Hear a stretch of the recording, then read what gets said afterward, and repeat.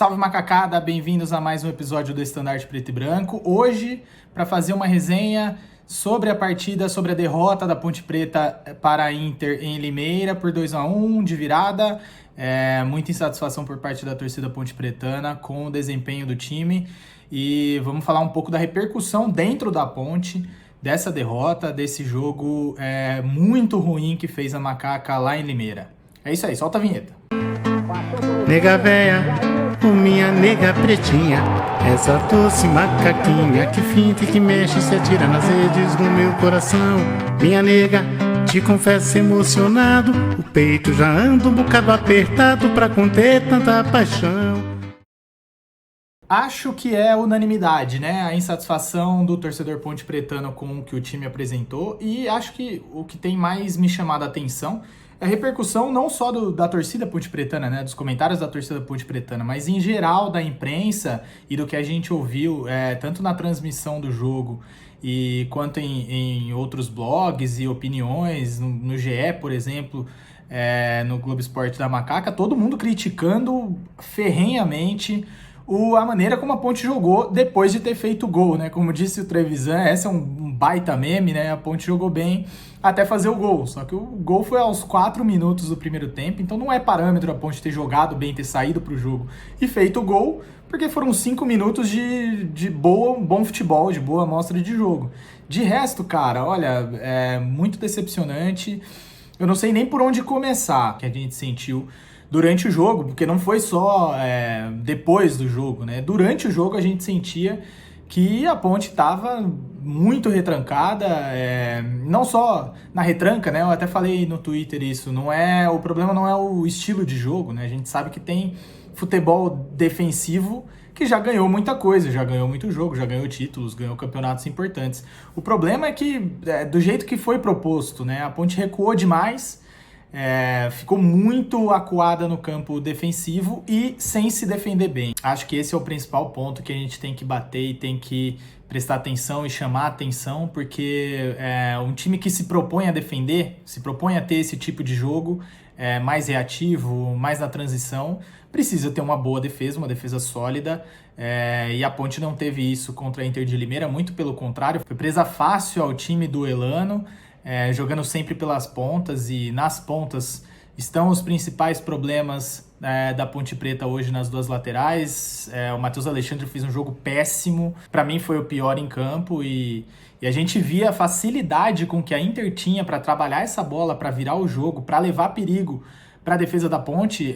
A gente só não perdeu de mais gols facilmente, dá para saber fácil que foi pela baixa qualidade de futebol que tem a Inter. Mas mesmo assim, a quantidade de sufoco que passamos com esses jogadores mesmo limitados da Inter de Limeira foi coisa para você parar para pensar e repensar tudo do começo, de como a gente chegou até aqui, né? De como a gente chegou a jogar dessa maneira e perder dessa maneira para um time com investimento muito mais baixo do que a Ponte Preta. Claro que a Inter teve alguns destaques individuais, né? O Tomás, que é até um jogador que a gente comentou aqui no vídeo sobre possíveis contratações que a Ponte poderia fazer, é um jogador habilidoso, um jogador que vai para cima, que eu, sinceramente, gostaria de ver aqui, que tem 1 contra 1, mas cara, ele deitou e rolou pra cima do Matheus Alexandre. O Yuri também não fez uma boa partida defensiva que ele já tinha feito quando tinha entrado no segundo tempo contra o Botafogo de Ribeirão, por exemplo. E posso também encontrar aí algumas outras atuações individuais que foram ruins, né? No caso do Bruno Reis, totalmente fora do ritmo do jogo, né? Ele estava muito lento, ele não é um jogador muito rápido, né?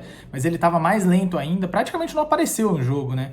E o Dawan ficou perdido ali, sem ter um companheiro para jogar com ele. Tem algumas outras atuações individuais também que a gente consegue pontuar, do Roger que não foi bem, do Apodi que decepcionou. Mas, principalmente, a gente não tem como fugir, né, da crítica ao coletivo, ao Gilson Kleina, à escalação que ele botou em campo e a atitude do time. Cara, em lugar nenhum do mundo, um time que faz um gol tão cedo obrigado a se fechar da maneira que foi e passar o perrengue que passou durante todo o jogo, sem conseguir uma transição, uma jogada de velocidade, alguma coisa que mostrasse que a Ponte ainda estava no jogo, né? A Ponte abdicou total do jogo. E eu acredito até no Gilson que ele não tenha feito esse pedido específico para a Ponte recuar tanto, para o time ir tanto para trás nas linhas defensivas e trazer a Inter de Limeira para cima.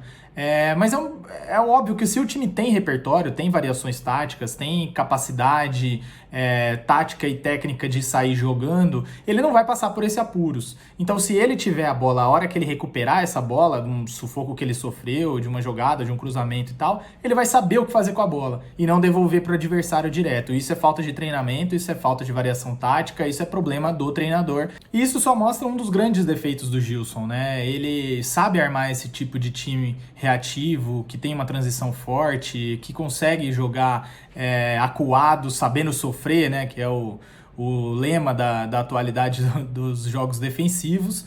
Mas esse tipo de jogo no Paulistão contra os grandes pode até surtir efeito. Mas na Série B, contra os times que a gente vai enfrentar, principalmente jogando em casa e até jogando fora de casa, às vezes precisando de um resultado para ir para cima, para ganhar, cara, isso daí não funciona contra times que vão se defender contra a Ponte dessa maneira. Então, eu já não teria ficado com o Gilson. Acho que foi um puta erro terem deixado o Gilson Kleina depois da pífia campanha que ele fez tanto no Criciúma quanto na Ponte no ano passado. Foi um baita erro. Beleza, mantiveram. Inclusive foi erro também ter mantido o Gustavo Bueno, hein? Fazendo um parênteses aqui, acho que depois da venda do Camilo, óbvio que a Ponte não perdeu em Limeira por causa da falta do Camilo. Não acho que foi por causa disso. Mas eu tinha informação de que a Ponte iria para pelo menos atrás de 3 jogadores mais para compor esse elenco do Paulistão, e tem faltado alternativa, além dos problemas do próprio Gilson Kleina de botar esse time em campo organizadamente. Falta jogador, e a gente vê que o trabalho da diretoria de futebol, do departamento de futebol da Ponte está bem devagar. Parece que eles estão satisfeitos com o elenco que tem hoje, e com o elenco que tem hoje a gente vai passar esses apuros fora de casa, vai ganhar um jogo aqui, um ali, mas vai passar esses apuros e perder alguns jogos que, ao meu ver, a Ponte tem obrigação de ganhar, de pelo menos performar melhor. Mas voltando ao Gilson, já que deixou ele aí, né, e até é uma amostra da falta de confiança que a própria diretoria da Ponte tinha nele, ele ficar com um contrato até o final do Paulistão. Então, assim, fica aí que se a gente tiver que te mandar embora, a gente vai te mandar embora depois do Paulistão sem multa. E é o que eu faria, eu não mandaria o Gilson embora agora, mas eu pensaria seriamente já a partir de agora em alternativas, principalmente para um jogo melhor, um jogo de mais qualidade, mais organização. Não necessariamente só mais ofensividade ou de alguém jovem. Acho que se a gente for se basear pelo que está acontecendo no Guarani, né, no rival, se a gente for ter que se basear em alguém, né, em algum rival ou algum outro time, acho que a gente tem que se basear em alguém com mais sucesso recente, né? Então, acho que a Ponte tem que prestar atenção no que os outros clubes estão fazendo, mas não só aqui. Então, acho que a diretoria da Ponte tem que, óbvio, pensar em profissionalizar administrativamente o que tem que fazer, mas dentro de campo, pensar um pouco mais moderno, um estilo de jogo que a gente já sabe que o Gilson não vai demonstrar, não vai botar em campo, e que não necessariamente igual eu falei, um jogo ofensivo, aquele toque de bola Guardiola que a gente viu até a Ponte fazer um pouco com o Jorginho. Não é só isso. É uma coisa mais consolidada do que hoje a gente vê como futebol, né? E que a gente vê que a torcida também já tá saturada. A reação da torcida em Limeira, quando depois da virada da Inter, foi de mandar o Kleina tomar no cu também, é uma coisa que, a gente vê que essa relação tá desgastada, uma relação que já foi boa, bem boa, tá desgastada e que pra partir daí é só ladeira abaixo. Eu vi até uma movimentação interessante de torcedores da Ponte pedindo a contratação do Leandro Zago, né, que passou aqui pela base da Ponte por bastante tempo, com um certo sucesso, e achei legal, achei bacana, achei saudável. Eu entrevistei o Zago, né, um cara, na época que eu fazia alguns trabalhos para a ESPN, é um cara muito inteligente, um cara muito estudioso, e ele tem, hoje em dia, no Atlético Mineiro, um plano de carreira, né, ele tem subido de categoria por categoria. Hoje ele treina um time de transição, né, entre as categorias de base e o time profissional, e parece que ele está sendo preparado lá no Atlético para assumir o posto de técnico profissional do time profissional em pouco tempo ou em algum tempo, com um plano de carreira para ele.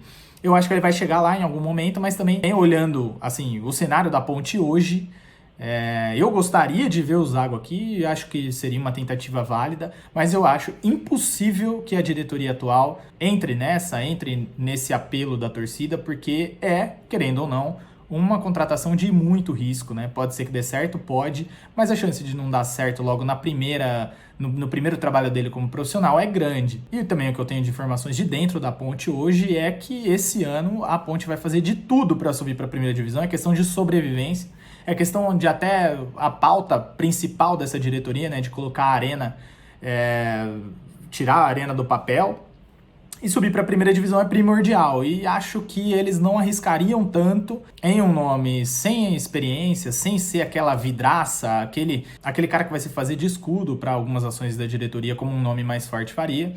Então, eu vejo com bons olhos o Zago, mas hoje eu acho impossível que a Ponte siga nesse caminho. E sobre o Gilson mais especificamente, o que eu sei é que a pressão em cima dele tá enorme. Inclusive, isso já deu até resultado, pelo menos nos treinamentos. Por exemplo, o Apodi sendo recuado para lateral direita. Foi um teste, né? A gente não sabe se vai ser colocado realmente isso em prática na escalação do jogo contra o Palmeiras no sábado, mas a gente sabe que a pressão tá forte em cima do Gilson Kleina. Já foi forte desde a primeira rodada, e eu trouxe isso aqui. Ele já recebeu uma cobrança muito forte depois do jogo contra o Santo André, e ele tem recebido constantemente críticas, pressões em cima do seu trabalho por parte da diretoria. E a gente sabe, cara, que quando a diretoria começa a escalar time, não é saudável, não é uma coisa que tem que acontecer. Não sei se isso vai resultar em demissão, depende muito dos resultados, né? Acho que depende muito pouco do resultado contra o Palmeiras, principalmente na Copa do Brasil, que já é o jogo seguinte depois do jogo contra o Palmeiras. É uma coisa que pode resultar na continuidade do trabalho do Gilson ou não, à frente do time Ponte Pretano. Vou ler algumas mensagens de vocês agora sobre o que vocês acharam da partida contra a Inter de Limeira. E também puxando esse gancho da Copa do Brasil, o Carlos Reginato fala: o medo é que na próxima semana temos o jogo único da Copa do Brasil. Será mais uma eliminação vergonhosa na primeira fase? Carlos, realmente é difícil, eu acho. Acho que a Ponte não vai ser eliminada, até porque joga pelo empate. Então, o Kleina adora esse tipo de jogo. O André Luiz Odorício falou tudo. Kleina não dá mais. Trocaram as peças e a filosofia continua a mesma. Time lento, medroso e sem padrão. O time limitado da Inter engoliu a Ponte.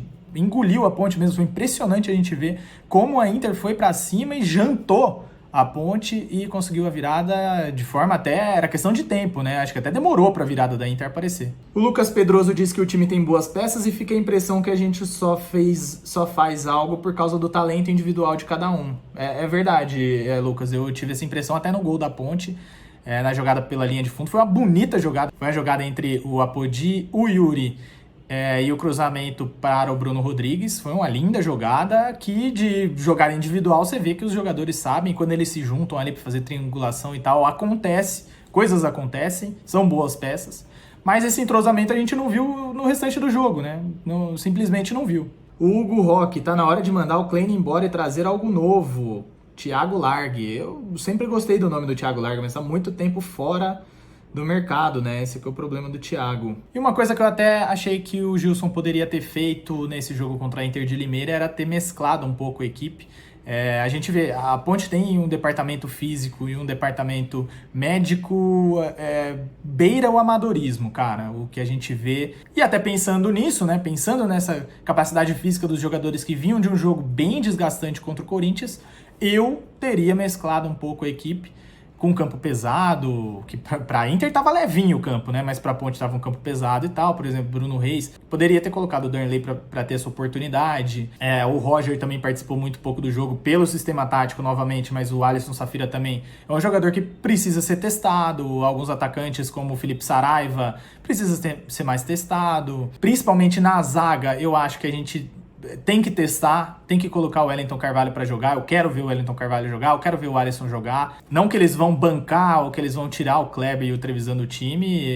Isso vai acontecer só se eles realmente jogarem bem, mas eles têm que ser testados, cara. E não foi a opção do Kleina, ele preferiu deixar aquele time pra... Também entendo ele, pra criar esse entrosamento de começo de temporada, mas o físico bateu e realmente o time estava pregado, né? Era um time que não conseguia correr atrás dos jogadores do time adversário e foi bem feio o que a gente viu em Limeira. Vamos esperar alguma coisa diferente contra o Palmeiras, porque se jogar desse jeito vai tomar uma goleada. Normalmente não é assim, né? Cada jogo é um jogo. A gente sabe que esses jogos grandes o jogador tem um incentivo a mais e é o que fica o aprendizado. De a gente ter que parar para pensar um pouco nesse modelo de jogo e buscar uma alternativa, porque eu não vejo a continuidade do Gilson Kleina por muito tempo aqui, e é isso. Obrigado pela audiência, macacada, um forte abraço e até a próxima.